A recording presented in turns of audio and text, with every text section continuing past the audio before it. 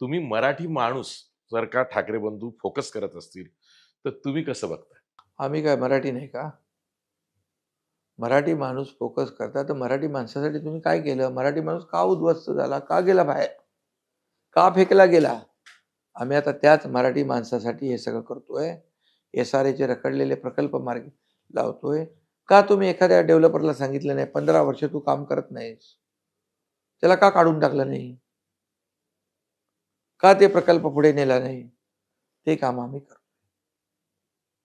प्रधानमंत्री आवास योजना चालना, housing for all त्यांची घोषणा आहे.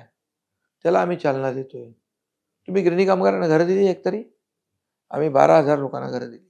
1,00,000 लोकांना आता मुंबई आणि एम-एम-आर परिसरामध्ये घरं देतोय.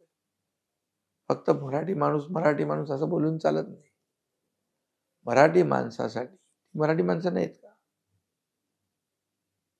आज मराठी माणसाला परवडणारी घरं मुंबईत मिळाली पाहिजे.